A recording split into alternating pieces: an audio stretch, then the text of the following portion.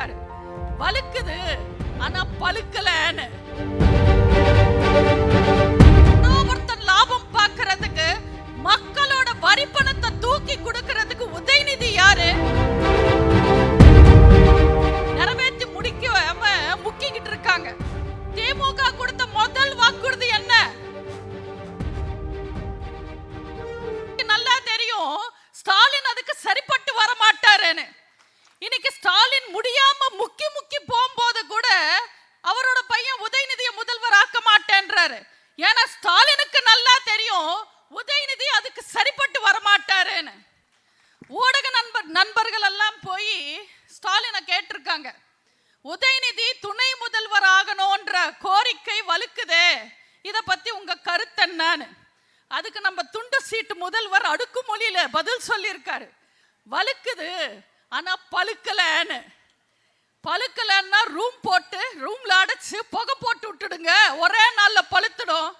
யார்கிட்ட வந்து பேசுறாங்க? ஸ்டாலினாவது பதவிக்கு வந்ததுக்கு அப்புறம் பழுத்தாரு, அவரோட புள்ள பிஞ்சிலே பழுத்துட்டாருன்றது சினிமாக்காரங்களுக்கும் தெரியும், ஊடக நண்பர்களுக்கும் தெரியும். இல்லைன்னா அப்பா இந்த பக்கம் அமெரிக்கா போன உடனே அவர் ஆசைப்பட்ட கார் ரேஸ் நடத்தி முடிச்சிருப்பாரா? தெரியாம தான் கேட்கிற. சென்னை கார் ரேசிங் கம்பெனின்ற ஒரு தனியார் நடத்தின ஒரு ரேஸுக்கு எதுக்காக கார்பரேஷன்ல இருந்து காவல்துறை வரைக்கும் மொத்த கவர்மெண்ட்டும் இவ்வளவு தீயா வேலை பார்த்தாங்க? போன வருஷமே இந்த ரேஸ் நடத்த வேண்டியது, மக்கள் எல்லாம் காரி துப்பி அந்த விவகாரம் கோர்ட் வரைக்கும் போனதுக்கு அப்புறம் அந்த ரேஸை நிப்பாட்டிட்டாங்க. அந்த கணக்குல ஒரு 42 கோடி ஏப்பம் விட்டாங்க. இன்னைக்கு அந்த ரேஸ் நாங்க நடத்தல, தனியார் நடத்துறாங்கன்னு பொய் சொல்லி நடத்தி முடிச்சுட்டாங்க. தெரியாம தான் கேட்கிற, யாரோ ஒருத்தங்க நடத்துற ரேஸுக்கு, யாரோ ஒருத்தன் விக்கிற டிக்கெட், யாரோ ஒருத்தன் லாபம் பார்க்கறதுக்கு, மக்களோட வரி பணத்தை தூக்கி கொடுக்கறதுக்கு உதயநிதி யாரு? மக்களோட வரி பணத்தை வச்சுக்கிட்டு மக்களுக்கு நல்லது பண்ணலாம் இல்ல? என்ன நல்லது செய்யறாங்க இந்த திருட்டு திமுக ஆட்சி உங்களுக்கு? இப்போ சமீபத்தில் ஒரு நியூஸ் படிச்சேன், நெசப்பாக்கத்துல இருக்கிற ஒரு கார்ப்பரேஷன் ஸ்கூல் எப்ப வேணும்னாலும் இடிஞ்சு விழுற நிலைமையில இருக்கு.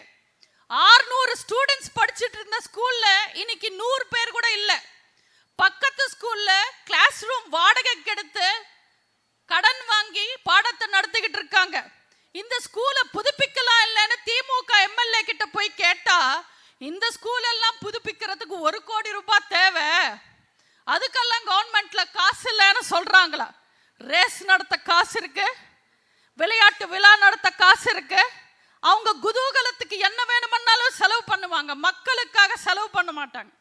ஒருவேளை அந்த ஸ்கூல்ல ஏதாவது ஒரு நடிகையோ இல்ல நடிகையோட குழந்தையோ படிக்குதுன்னு தெரிஞ்சிருந்தா பால் டாயில் பாய் ஓடி போய் உதவி செஞ்சிருப்பாரு. உங்களுக்காக ஒரு குட்டி கதை சொல்ல விரும்புறேன். காட்டுல இருக்கிற மிருகங்கள் எல்லாம் சேர்ந்து ஒரு மீட்டிங் போட்டாங்க.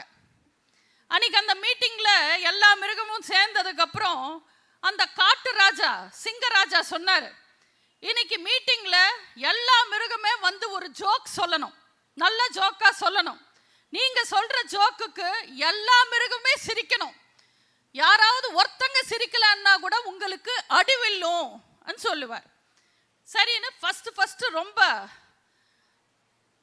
ரொம்ப ஆசையா ஒரு கரடி வந்து நின்று ஒரு ஜோக் சொல்லும். எல்லாரும் கேட்பாங்க, அந்த ஜோக் நல்லா இருந்ததுனால எல்லாருமே சிரிப்பாங்க. ஆனா ஒரு குரங்கு மட்டும் சிரிக்காது, சிரிக்காம அப்படியே பார்த்துக்கிட்டு இருக்கும். நீ சொன்ன ஜோக்கு சரியில்லைப்பா, குரங்கு சிரிக்கல, அதனால உனக்கு அடின்னு தலையில ஓங்கி டங்கன்னு ஒரு அடியை கொடுத்து ஓரமா உட்கார வைப்பாங்க. அதுக்கு அடுத்ததா ஒரு ஆமை வந்து ஜோக் சொல்லும், ஆமை சூப்பர் ஜோக் சொல்லும், எல்லாரும் விழுந்து விழுந்து சிரிப்பாங்க. ஆனா அந்த குரங்கு மட்டும் சிரிக்கவே சிரிக்காது, அப்படியே பார்த்துக்கிட்டு இருக்கும். ஏப்பா உன்னோட ஜோக்கும் சரியில்லைன்னு அதுக்கும் ஒரு அடி போட்டு ஓரமா உட்கார வைப்பாங்க. இப்போ ஒரு நரி வந்து நிற்கும், இப்ப எல்லாரும் பார்த்துக்கிட்டு இருப்பாங்க. திடீர்னு அந்த குரங்கு கக்க பிக்கன்னு சிரிக்கும்.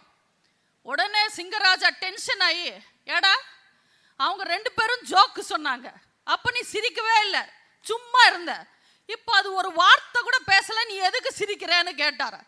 அதுக்கு அந்த குரங்கு கரடி சொன்ன ஜோக்கு ரொம்ப நல்லா இருந்துச்சுங்க, எனக்கு இப்பதான் புரிஞ்சதுன்னு சொன்னாங்களாம். இதுக்கு பேர் தான் லேட் ரியாக்ஷன். அந்த மாதிரி தான் ஸ்டாலினோட ஆட்சியும் இப்ப நடந்துகிட்டு இருக்கு. எந்த வேலை எப்ப செய்யணும்னே தெரியாம வேலை நடத்துறாங்க இந்த திமுக ஆட்சி. மழை காலத்துல ரோட்டெல்லாம் பள்ளம் தோண்டி மழை நீர் வடிகால் அமைக்கிறாங்க.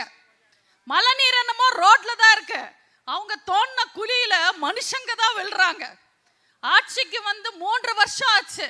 முதல் ஜோக்குக்கு லேட்டா சிரிச்ச குரங்கு மாதிரி முதல் வாக்குறுதியே இன்னும் நிறைவேற்றி முடிக்காம முக்கிக்கிட்டு இருக்காங்க. திமுக கொடுத்த முதல் வாக்குறுதி என்ன? நீட்ட ஒழிப்போம்னு தானே சொன்னாங்க. நீட்ட ஒழிக்க காணோம். கோயம்பேடு பஸ் ஸ்டாண்ட்ல இருந்து கோவில் நிலங்கள் வரைக்கும் மொத்தமா ஒழிச்சிட்டாங்க. இவங்க ஆளவே தெரியாத ஆளுங்க, தப்பு தவறி ஆட்சிக்கு வந்துட்டாங்க. திமுக எல்லாம் ஒரு கட்சியே கிடையாதுங்க. அண்ணா செத்தப்பவே திமுகன்ற கட்சியும் செத்துடுச்சு.